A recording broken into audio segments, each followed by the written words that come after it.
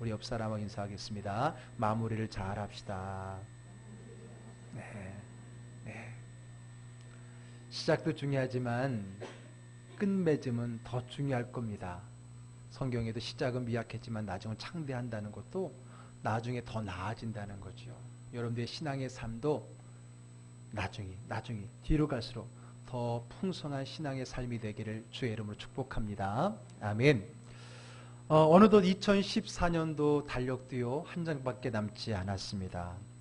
늘 이맘때만 되면 한 해를 돌아보면서 아쉬움과 그리고 후회를 갖기 마련이죠. 아쉬움은 더 좋았으면 했을 그런 아쉬움이 있고요. 후회는 그렇게 하지 말았어야 되는 그런 일들에 대한 안타까운 마음일 겁니다. 그래서 어쩌면 우리를 더 힘들게 하는 것은 아쉬움보다는 후회일 겁니다. 특히 안 좋은 일에 대한 후회는 우리의 마음을 더 힘들게 합니다. 좋은 것이야 조금 덜 하더라도 괜찮은데 문제는 안 좋은 것에 대한 우리의 마음, 그 마음의 상처를 가지고 뭔가 새로운 것을 시작할 때 오는 그 어려운 마음들이 있다는 겁니다. 좋았던 기억은 이제 마음에 새기고 좋지 않았던 기억과 일들은 훌훌 털어버리고 새로운 해를 맞이해야 될 겁니다. 그렇지 않으면 마치 우리가 적자 상태에서 새로운 사업을 하는 것과 같은 그렇게 될 겁니다. 오히려 더 힘들어지고 어려워질 수 있는 그 근거가 우리의 후회의 그 마음, 후회한 일이 아닌 그것에 대한 집착된 그 마음 때문에 우리가 새로 시작하는 것도 희망보다는 어려운 마음으로 시작할 수도 있다라고 하는 겁니다. 그래서 예수님께서도요, 새 술은 어디에 담아야 된다고요? 새 부대에 담아야 된다 그랬어요. 사도 바울도요, 이전 것은 지나갔으니 보라 새 것이 되었다라고 하면서 이전 것을 잃어버리고 다 내버리고 새로운 마음으로 출발하고 시작할 것을 우리에게 당부하고 있습니다. 이제 우리도 마찬가지로 이제 2014년도 참 아쉬움과 후회가 있겠지만은 이번 마지막 남은 한 달 동안에 우리 안에 특히 후회스러운 아픔과 어둠의 먼지들을 훌훌 털어버리고 새로운 희망의 새해를 준비하고 새로운 희망의 한 해를 맞이할 수 있는 저와 여러분 되기를 주의 이름으로 축복합니다. 아멘. 그래요. 오늘 본문은 이스라엘 민족의 새로운 시작을 위해서 이제 출애굽을 준비하시는 그런 하나님의 말씀입니다. 특별히 출애굽을 하기 위해서 출애굽의 지도자인 모세를 세우시고 부르시고 사명을 주시는 말씀이 오늘 출애굽기 3장의 말씀인데요. 여러분 최근에도 아주 좋은 영화인지는 제가 보진 않았고요. 영화가 하나 개봉을 했습니다. 엑소더스라고 하는 영화가 개봉을 했습니다. 한번 자막 한번 띄워줘 보세요. 포스터가 있는데 엑소더스라고 하는 것은 대탈출이라고 하는 뜻이 있지만은 출애굽기를 가리키는 출애굽기라는 뜻도 바로 엑소더스에 있습니다. 우리 예전에 10개 영화 보신 분들 있지요.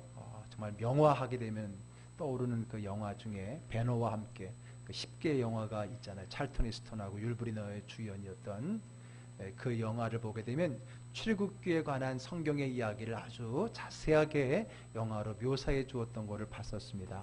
근데 최근에 또 이 엑소더스라고 하는 그러한 영화가 개봉을 했대요.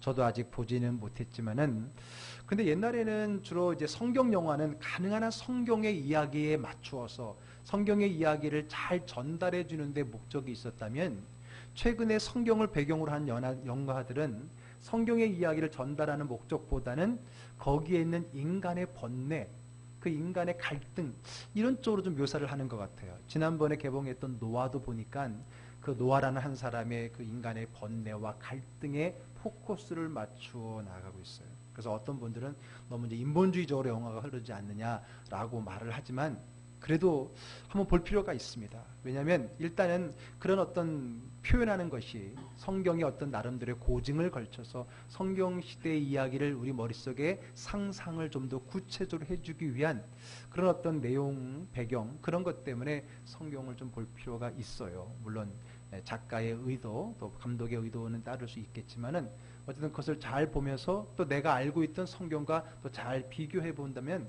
그렇게 나쁘지 않을 거라 생각됩니다. 그래서 이번에 엑소더스 이왕이면 가족끼리 본다든지 아니면 교회 식구들, 목장 식구들끼리 한번 날 잡아서 이렇게 본다면 아마 12월에 우리 설교의 주제도 어쩌면 출애굽에 관한 이야기니까 아마 많이 도움이 되지 않을까 생각이 되어집니다. 자, 어쨌든 오늘 이 출애굽의 시작이라고 할 수 있는 오늘 출애굽기 3장은요. 바로 출애굽의 지도자인 모세를 부르시는데 그 모세를 부르는 그 말씀 속에서 하나님이 왜 모세를 부르시는지, 모세를 통해 무엇을 하시려는지, 모세의 사명이 무엇인지를 말씀해 주고 있습니다. 오늘 그 중에 16절 한번 같이 읽어보도록 할게요. 읽어보겠습니다. 너는 가서 이스라엘의 장로들을 모으고 그들에게 이르기를 여호와 너희 조상의 하나님 곧 아브라함과 이삭과 야곱의 하나님이 내게 나타나 이르시되 내가 너희를 돌보아 너희가 애굽에서 당한 일을 확실히 보았노라. 아멘. 네. 자, 이스라엘이라고 하는 이름을 가진 야곱이요, 그의 아들 요셉으로 말미암아 그의 온 식구들이 애굽으로 내려가 살게 되지요. 창세기 끝부분에 보게 되면 거기에 내려가 살게 됩니다. 그리고 그의 가족들이 그 땅에 내려가 살면서 특별히 애굽의 총리였던 요셉으로 말미암아 그들은 고센 땅이라고 하는 나일 삼각지에 위치한 좋은 땅에서 아주 풍요롭고 넉넉하고 좋은 혜택을 누리면서 잘 살아갔었습니다.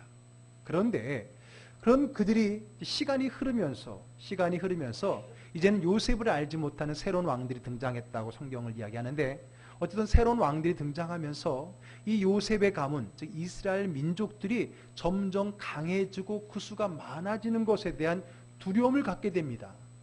그래서 혹여나 다른 나라가 침략해올 때 이들이 우리를 돕는 것이 아니라 그들을 도와서 결국 우리를 멸망시키고 이 땅을 차지하거나 또는 그들이 도망갈까봐 라고 하는 두려움이 생기게 되죠. 그래서 있지도 않는 현실에 대한 두려움 때문에 이스라엘 민족들을 노예로 바꿔버립니다. 그들을 노예로 전락해서 수많은 애굽의 건축물들을 짓는 일들에 노예로 활용합니다. 그래서 여러분 10개 영화도 전에 보신 분은 아시겠지만은 앞부분에 이스라엘 민족들이 그 땅에서 정말 피라밋을 짓고 여러 가지 건축물들을 짓는 과정 속에 노예로 하는데 맞으면서 때로는 큰 돌에 깔려 죽는 그런 어떤 엄청난 어려움의 삶을 살아가게 됩니다. 여러분 이스라엘 민족을 히브리인이라고 말하잖아요. 이 히브리라고 하는 단어의 어원이 어디서 온 거냐면 바로 애굽의 이런 노예와 같은 하찮은 일을 하는 사람들을 가리켜 히브리라고 그랬다는 거예요. 그래서 히브리라는 그 어원은 바로 애굽에서 노예로 살았던 그들을 가르치는 칭호가 되었던 것이고, 지금도 그들을 히브리인 또 히브리어, 그들이 쓰는 언어를 히브리어라고 말을 하죠.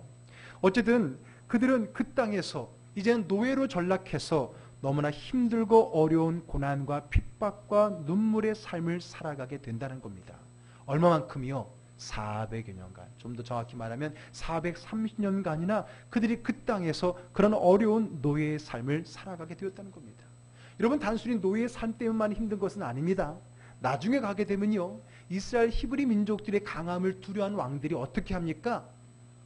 여인들이 아이를 낳으면 딸이면 살려주고 아들이면 죽이라 그랬어요. 그것도 잘 안 되니까 이제는 아들들을 다 어디다가 나일강에 빠뜨려 죽여라. 그런 어떤 어려움의 비극의 어려움 고통의 삶이 바로 애굽에서의 400여 년간의 삶이었다라고 하는 겁니다.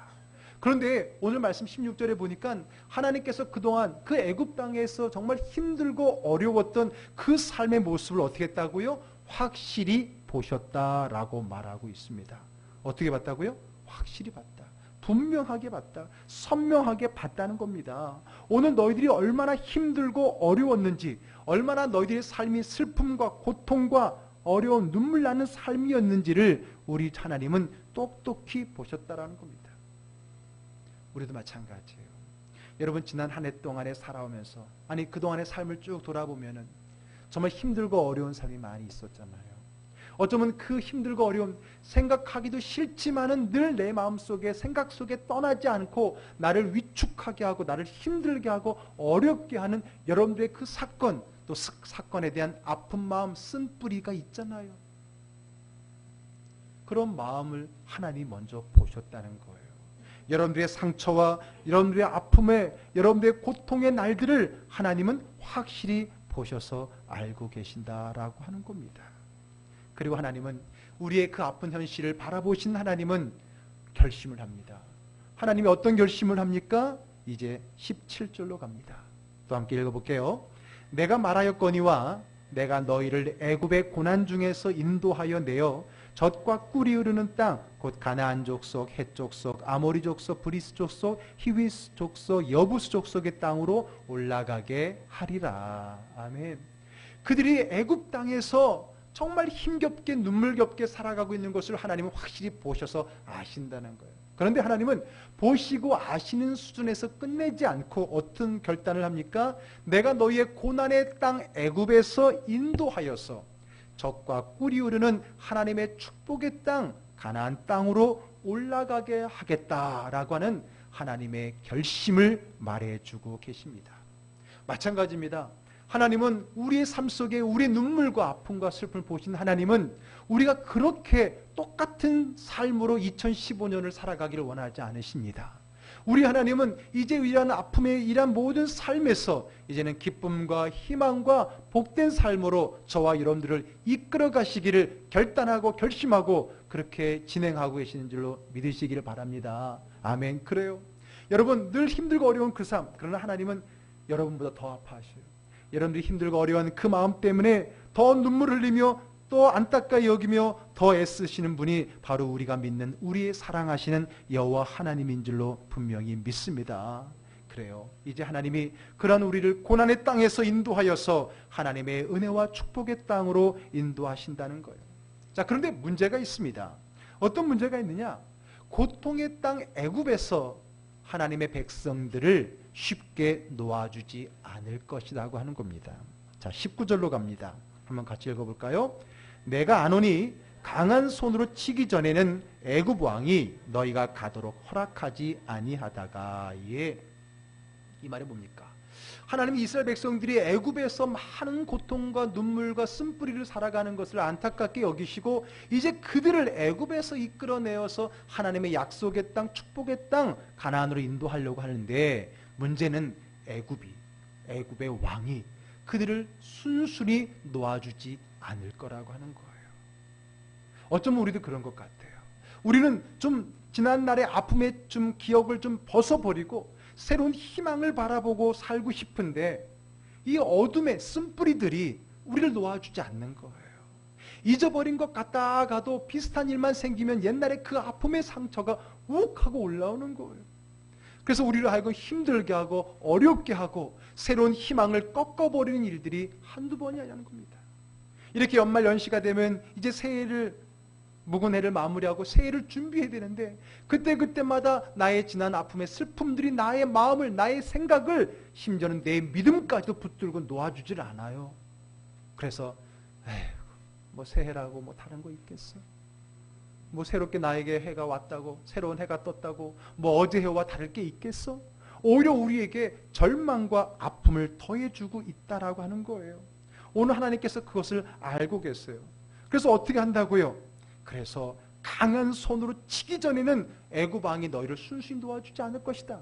다시 말해서 하나님이 강하게 쳐서 그들의 아픔에 슬픔에 얼룩진 상처들을 훌훌 털어넣어 버리겠다라고 하는 겁니다.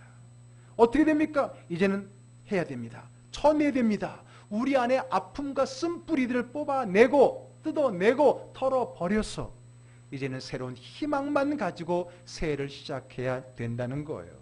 그래서 20절 가보겠습니다. 20절 또 읽어볼게요. 내가 내 손을 들어 애굽 중에 여러 가지 이적으로 그 나라를 친 후에야 그가 너희를 보내리라. 아멘. 자, 우리가 고통의 땅이 아닌 애굽이 아닌 축복의 땅 하나님의 가나안 땅으로 가야 됩니다. 그런데 여기서 얻은 상처와 아픔을 가지고 갈 수는 없다는 거예요. 그것을 가지고 가면은 땅만 다른 곳이지 여전히 애굽의 삶과 다를 바가 없다는 겁니다. 그러므로 우리는 여기에 있는 모든 아픔과 쓴뿌리를 다 떨어버리고 가야 되는 거예요. 그런데 떨어버려야 되는데 그것들이 얼마나 그냥 악착 같은지 달라붙어 있다는 거죠. 그래서 어떻게 떨어버릴 수 있습니까? 내가 잊어버리겠다고 잊어버려집니까? 다시는 내가 생각하지 않아야지 하고 생각합니까? 아니요. 잊어버린 것 같다가도 언젠가 훅 올라오잖아요. 용서한 것 같다 해도 용서하지 않았어요. 언젠가 쑥 다시 나오잖아요. 그래서 하나님 말씀하십니다. 그것을 하나님이 직접 여러 가지 이적으로 그것을 쳐야만이 떨어질 수 있다라고 하는 겁니다. 그래서 하나님은 실제적으로 이스라엘이 민족을 애굽 왕이 쉽게 보내주지 않잖아요. 그래서 그들 애굽 왕과 애굽을 치기 위해서 몇 가지 재앙을 내리시죠? 10가지. 10가지 재앙을 내리십니다. 그 10가지 재앙을 통해서 이스라엘 민족에 대한 핍박했던 애굽을 심판하시는 거예요. 여러분 이 10가지 재앙 제가 순서를 묻지는 않겠습니다만 그래도 여러분 몇 가지 알잖아요. 보니까 뭐 나일강이 피로 물들었었고 또 개구리 떼가 올라오기도 하고 뭐 이파리 뭐 여러 가지 많은 재앙들 10가지 재앙들로 하나님이 애굽을 심판하시는데 이 애굽에 심판하는 10가지 재앙이 뭐냐? 바로 애굽을 치는 거예요. 애굽을 치는 게 뭐냐? 바로 우리가 벗어내야 될 걸 털어버리는 작업이라고 하는 겁니다. 여러분 10가지 재앙에 두 가지 의미가 있습니다. 이 10가지 재앙이 뜻하는 두 가지 영적 의미가 있는데 첫 번째는 애굽을 치는 거예요. 말 그대로 애굽을 심판하는 겁니다. 왜요? 하나님의 백성 선민 이스라엘을 괴롭힌 죄값이에요. 그래서 10가지 재앙의 첫 번째 의미는 애굽을 치는 겁니다. 이스라엘의 고통당한 것에 대해서 하나님이 갚아주시는 거예요. 그런데 여러분 10가지 재앙은 그런 의미만 있는 것이 아닙니다. 10가지 재앙의 심판의 두 번째 의미가 뭐냐? 이 두 번째 의미는 이스라엘을 위한 겁니다. 이스라엘을 위한 게 뭘까요? 이스라엘을 위한 게 뭘까요? 여러분 그것은 이 10가지 재앙의 의미를 통해 알 수 있습니다. 여러분 10가지 재앙이 우리가 생각할 때 뭐 나일강이 피로 물들고 또 개구리 이파리 있는 게 나오잖아요. 여러분 아마 한 번쯤은 들어봤을 거예요. 왜냐하면 제가 적어도 한두 번은 그런 설교를 했기 때문에 뭐냐면 이 10가지 재앙은 아니 능력의 하나님이 10번이나 꼭 때리셔야지 말을 들을까? 말 그대로 한 번만 강하게 치면 될 거를 왜 하나님은 10번이나 걸쳐서 애굽을 치셨을까? 그것은 하나님의 능력이 부족해서 10번이나 해야 넘어가기 때문이 아니라 그 10번을 통해서 하나님이 이루고자 하는 뜻이 있기 때문이라는 거예요. 그게 뭐냐면 이 10가지 재앙의 그 도구들이 내용들이 바로 애굽의 신적 개념이라고 하는 겁니다. 애굽의 신적 개념. 즉 애굽에 있는 그 신들을 하나님이 재앙으로 물리치는 것이 10가지 재앙의 영적인 의미인데 우리가 알죠. 아마 여러분들 이 시간에는 성경 공부 시간이 아니니까 자세하게 말씀 못 드리겠고 여러분들이 한번 인터넷에서 검색해 보면 10가지 재앙에 대한 여러 세부적인 게 나옵니다. 제가 간단히 말씀을 드리면 예를 들어서 나일강을 피로 물든다. 이 나일강은 애굽에 있어서 아주 굉장히 중요한 신적 요소입니다. 왜 애굽이 4대 문명 가운데 하나일 수 있었냐면 나일강 때문이고 더 정확히 말하면 나일강 하류인 고센지방 나일 삼각주 때문입니다. 그 나일강의 삼각주 그 하류는요 일정한 기간 동안에 범람, 홍수를 일어납니다. 그러면 그것으로 인해서 땅이 옥토가 되는 거예요. 뒤집어지면서 숨을 쉬는 거죠. 그렇기 때문에 그들이 풍성한 것은 애굽이 4대 문명의 발상 중에 하나 될 수 있는 것은 바로 나일강 문명 때문이에요. 그러다 보니까 그들에게 나일강은 신적 존재거든요. 더 정확히 말하면 하피라고 하는 신입니다. 그런 나일강을 피로 물들였다는 것은 바로 애굽의 신 하피를 하나님이 제압하셨다라고 하는 뜻이기도 합니다. 두 번째 개구리는요 마술, 요술의 신인 헤카라고 하는 신적 존재입니다. 그리고 머리 이런 독이 같은 건 개브라고 하는 땅의 신이고요. 그리고 파리는 무슨 파리가 신이냐 그렇지만 파리, 우리는 파리라고 번역했지만 약간 풍뎅이 비슷한 쪽의 동물을 얘기하는 건데 이거는 케플이라고 하는 태양을 섬기며 삶과 죽음을 관장하는 신입니다. 악질은 아피스와 하솔이라고 하는 가축을 주관하는 신이고요. 독종은 메이스와 임호텝이라고 하는 아름다움과 의술의 신이고요. 우박은 이시스 공중의 신이고요. 메뚜기는 세트 곡물의 신이고요. 흑암은 아몬라 태양의 신이라는 거예요. 그러니까 우리가 생각할 때는 무슨 이파리 이런 게 다 신이야 그러지만 그들에게는 다 영적 그런 신적 존재들이었다는 겁니다.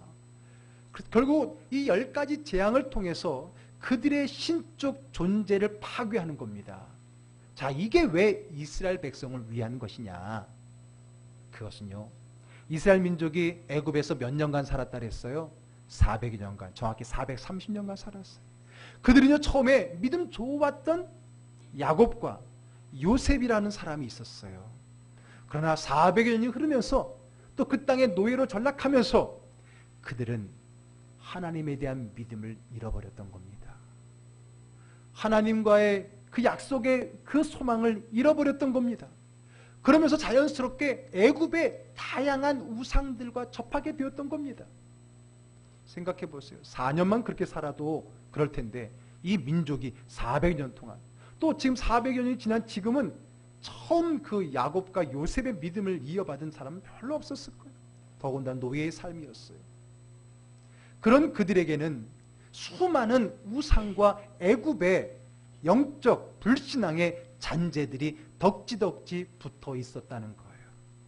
그래서 하나님께서는 단 한 번에 그들을 이끌어내신 것이 아니라 10가지 재앙을 통해서 10가지 애굽의 신적 요소를 심판하면서 재앙을 일으킨 것은 애굽을 심판하는 의미뿐만 아니라 이스라엘 백성들에게 묻어있는 애굽의 우상의 잔재들을 털어내는 하나님의 깊으신 뜻이 있었다라고 하는 겁니다.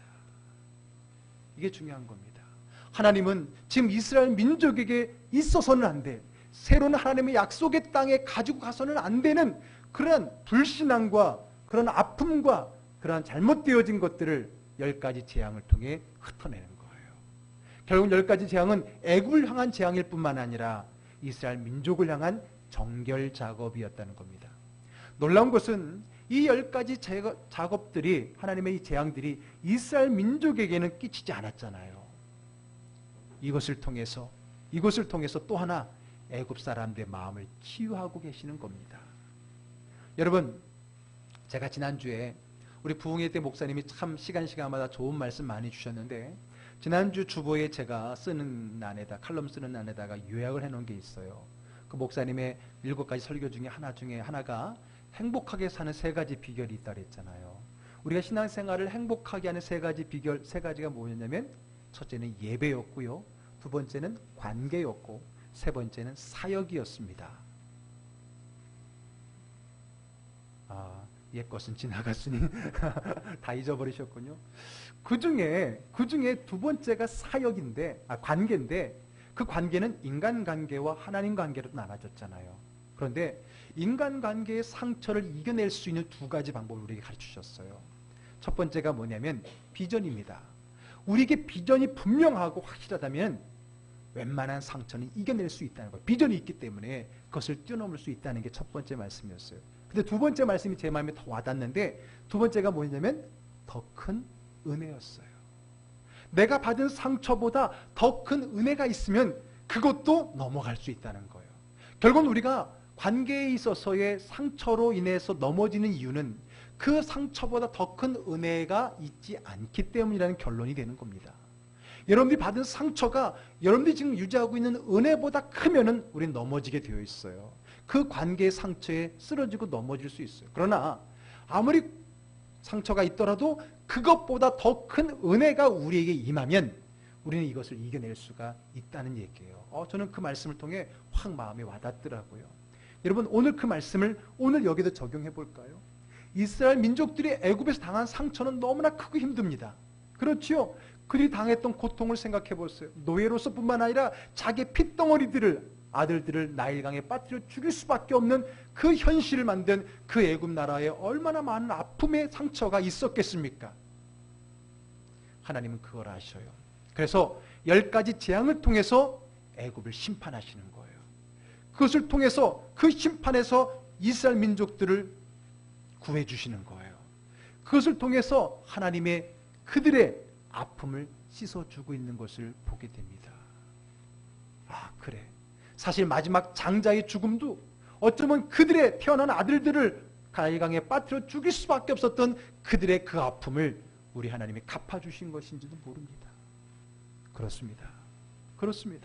우리 하나님은요, 여러분들의 아픔과 상처와 어려움을 아십니다. 여러분 올 한 해 동안에 아니 지난 날의 삶 속에 아직도 내가 떨어내보지 못한 여러분들의 마음의 상처와 아픈 쓴뿌리가 있을 거예요. 인간관계에서 또는 일 쪽에서 사람 관계 속에서 하다못해 이 가족에 의한 상처도 있었을 것이고요. 여러 가지 많은 마음의 쓴뿌리가 있습니다. 그 쓴뿌리를 우리 주님께서는 더 큰 은혜로 덮어주시기를 원하십니다. 더 큰 은혜, 하나님의 더 큰 은혜가 저와 여러분에게 임할 수 있기를 주의 이름으로 축복합니다. 아멘. 그래요. 이 10가지 재앙을 통해서 하나님은 이스라엘 민족 속에 묻어 있었던 어둠의 상처와 쓴뿌리를 털어내고 있는 겁니다. 그 마음의 안타까움, 상처, 그 야속했던 마음까지도 하나님은 다 해결해 주시는 겁니다. 뿐만 아닙니다. 내 안에 있는 죄도 떨어내야 되는 겁니다. 내 안에 있는 죄도 떨어내야 되는 거예요. 여러분, 내가 가지고 가지 말아야 될 것은 단순히 아픔만이 아닙니다. 내가 해결하지 못한 내 안의 죄까지도 다 떨어내야 될 줄로 분명히 믿습니다. 그래서 여러분, 10가지 재앙 중에 맨 마지막 10번째 재앙이 뭐예요? 장자의 죽음이에요. 애굽에 있는 모든 것은 사람이건 짐승이건 첫 번째 난 것은 다 죽인다 그랬어요. 그때 이스라엘 민족은 살아남을 수 있었던 것은 뭐예요? 그게 바로 유월절의 근거가 된 거죠. 어린 양을 잡았어요. 흠없고 점없는 1년 된 어린 양을 잡아서 그 양을 피를 집안 문설주에 바르고 그 고기를 밤새 먹으면서 그들이 떠날 채비를 하잖아요. 그때 희생되었던 그 어린 양의 피로 말미암아 하나님의 애굽 땅의 죽음의 영이 넘어간 거잖아요. 그래서 유월절은 넘을 유자 넘을 월자, 영어로는 패스오버 한 겁니다. 넘어간 거예요. 여러분, 어쨌든 그 어린 양의 피, 그것이 신약으로 오게 되면 예수 그리스도의 십자가의 보혈의 구원을 의미하잖아요. 죄사함을 의미하지 않습니까? 다시 말해서 이제는 예수 그리스도의 보혈의 피로 말미암아 우리 죄도 깨끗하게 씻고 나가야 된다는 겁니다. 그러면 여러분, 털어내기만 하시고 끝내십니까? 아닙니다. 21절로 가겠습니다. 함께 있습니다. 내가 애굽 사람으로 이 백성에게 은혜를 입히게 할지라 너희가 나갈 때 빈손으로 가지 아니하리니. 예. 우리 하나님께서는요, 이스라엘 민족의 그 아픔의 상처를 다 씻어내고 심판했어요. 그러나 빈손으로 가지 않게 하십니다. 여러분, 실제적으로 이스라엘 백성들이 나올 때는 빈손 나오지 않았어요. 많은 금, 은, 폐물들을 가지고 나옵니다. 결국은 그것이 나중에 성막을 짓는 도구가 되기도 하지요. 또 많은 가축들을 데리고 나옵니다. 그랬어요. 실제적으로 그랬습니다. 오늘 본문에도 분명히 그것을 말씀해 주고 있습니다. 여러분, 우리가 올 한 해에 아픔, 쓴뿌리, 어둠은 다 떨어내버리시길 바랍니다. 그러나 우리가 가져가야 될 것이 있는 거예요. 그것이 하나님이 우리에게 주시는 은혜고요. 그것이 하나님이 끝까지 우리의 믿음의 그 어둠의 그 힘든 어려운 현실을 잘 이겨낸 영광의 상급이자 면류관인 줄 믿습니다. 아멘. 여러분, 다 떨어버리고 새해를 맞으라 했더니 믿음까지 떨어버리고 새롭게 새해를 시작하지 말라는 거예요. 아픔, 슬픔, 고통, 쓴뿌리는 다 떨어내고 할렐루야, 기쁘고 즐겁고 믿음, 하나님 앞에 받았던 그 은혜, 좋은 믿음의 감정들은 가지고 더 풍성히 가지고 새해를 시작할 수 있는 저와 여러분 되기를 주의 이름으로 축복합니다. 이것이 우리 주님께서 이제 새해를 맞이하기 전 한 해를 마무리하는 저와 여러분들에게 주시는 말씀인 것입니다. 이스라엘 민족이 모든 애굽의 그 끈과 그 흔적과 그 더러운 것들을 다 털어내놓고 난 후에 그 땅을 떠날 수 있었고 가나안 땅에 도착할 수 있었던 것처럼 우리 12월 한 달 이 출애굽의 여정을 따라서 우리도 정말 새로운 희망의 새해로 나아갈 수 있는 저와 여러분 되기를 주의 이름으로 축복합니다. 아멘. 그러면 여러분, 이제 한번 여러분들에게 적용해 보시기 바랍니다. 이제 한번 적용해 보시기 바라요. 과연 여러분들에게 있어서 떨어내야 될 것은 무엇입니까? 떨어내야 될 것은 무엇입니까? 여러분, 그것을 언제까지 쥐고 언제까지 그것을 붙들고 여러분들의 삶을 살아갈 것입니까? 그것이 슬픔이고 고통이고 눈물이고 쓴뿌리라면 더욱더 우리는 그것을 털어내야 될 줄로 믿습니다. 더 이상 그것이 나를 힘들게 하거나 어렵게 하거나 괴롭히지 않도록 나사렛 예수 그리스도의 이름으로 물리치고 그리스도의 보혈의 피로 깨끗하게 씻겨내시기를 주의 이름으로 축복합니다. 하나님은 그렇게 해주십니다. 하나님께서 기적 가운데 여러분들의 아픔의 쓴뿌리를 뽑아내 주실 줄로 분명히 믿습니다. 뿐만 아니라 우리의 죄악도 내려놓아야 됩니다. 히브리서 12장 1절의 말씀 한번 같이 읽어볼까요? 히브리서 12장 1절의 말씀 시작.